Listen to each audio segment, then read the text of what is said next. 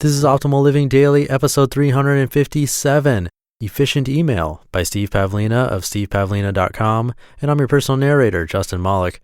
This is a podcast that I like to call an audio blog or blogcast because it's not your typical podcast. I read to you from some of the best blogs I can find with author permission, and some of these authors are massively successful. Others are smaller, but still excellent authors, and today is Steve Pavlina, who is one of those bigger bloggers with a ton of readers.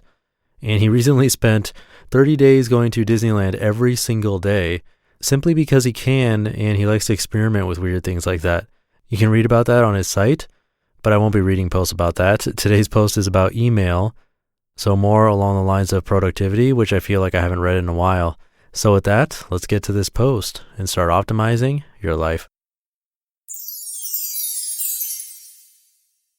Efficient Email by Steve Pavlina of stevepavlina.com. Checking email too often is a significant productivity drain.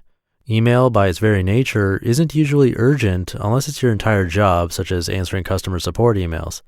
Here are some tips to prevent email from taking too big a chunk out of your day. Number 1, decide in advance exactly when you'll check email. Don't check email haphazardly. You can easily waste 30 to 60 minutes per day checking email too often. In most cases, you should be fine checking your email 3 times per day maximum. I typically check mine in the morning, at lunch, and at the end of the workday, and that's only if I'm involved in active open loop communications. If I don't have any active open loops, then I'll usually check email once or twice a day. Handle your email in batches to increase your efficiency. Experiment with how often you really need to check email. Realize that you're paying a productivity price the more often you check it. Curiosity is not a good enough reason to check email. Have a legitimate business reason for checking email as often as you do. See how infrequently you can push it without causing problems. For many people, once a day or even once every 2 days will work just fine. Once you check email in the morning, promise yourself that you won't check it again until the end of the day and set a specific time. I'll check my email twice today, so I won't check it again until after 6 p.m. If it's before that time, I won't allow myself to check it. If you get addicted to checking your email too often, you can help break the habit by making it harder to run your email program. Remove the program icon from your desktop and your quick launch bar so you have to hunt for it on the start menu. Or make yourself launch Explorer and navigate to find the icon from there. Adding extra steps can help break the pattern of impulse checking. And if that still doesn't work, set up your email on a separate PC like a laptop that you must boot up every time you want to check email. Number 2, use email only for non-urgent communication. Don't turn email into an urgency-driven communication tool. It's not designed for that. If time is of the essence, then pick up the phone. If you have others pressuring you to check your email more often than once or twice a day, such as people that get frustrated if they don't get a reply from you within an hour or two, then you need to push back. Let such people know that they should never use email for truly urgent communication with you. If they need a fast reply, they must pick up the phone or visit you in person if you're both co-located. Number 3, disable email checking on program startup. Don't set your email program to auto-check email every time you launch the program. You want to be able to send an email at any time during the day without automatically checking email too. You may often need to send emails during the day as part of various tasks, but you don't need to check email at those times. Check email only when there's a legitimate reason for checking.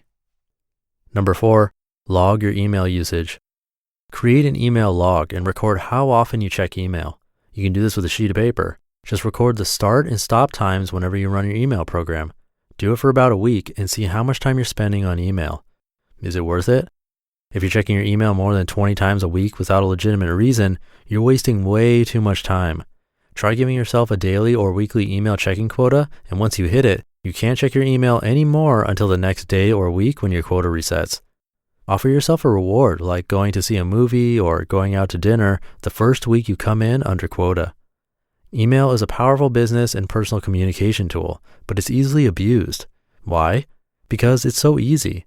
Checking and answering email is something you know you can do, so it provides an immediate sense of accomplishment, but it's a hollow victory.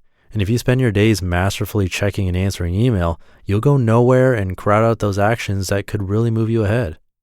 Replace frivolous email abuse with purposeful intention. Use it to enhance your productivity instead of to destroy it. Consciously scrutinize the way you use email, decide what legitimate role it will play in your life, and set boundaries to enforce that role. You just listened to the post titled Efficient Email by Steve Pavlina of stevepavlina.com. And I'm guessing this was written before smartphones were a huge thing and everyone checks their email on smartphones now. But this still applies. You can set your mail app to not check all the time. You can have it that you have to refresh the mail app to check your email, so that would work too. And now I've given away lots of books in the last couple of weeks, but I'm going to be giving away another from a guest author that I'm reading on the show this Saturday. So to be in these raffles, you just need to be on my weekly newsletter email list. It's totally free and a nice way to show your support. Plus you get free spreadsheets from me, and of course you get entered into these raffles. To join, just visit oldpodcast.com and enter your email address there, or you can text in. Just text the word optimal to the number 44222. And that's it for today. I hope you have a great one, and I'll catch you in tomorrow's show with a book excerpt where your optimal life awaits. Hey, this is Dan from the Optimal Finance Daily podcast, which is a lot like this show, except more focused on personal finance. Justin handpicks the best posts he can find from blogs and authors like Ramit Sethi, Mr. Money Mustache, and more, and I read them to you 5 days a week. So if you enjoy this podcast, come on over and subscribe to Optimal Finance Daily too. And together, we'll optimize your financial life. You've been listening to Optimal Living Daily. Be sure to hit the subscribe button to stay up to date on each new episode, and head to oldpodcast.com. That's OLDpodcast.com for a free gift, as well as more actionable tips and resources to help you maximize your potential. Thanks for joining us, and remember, your optimal life awaits.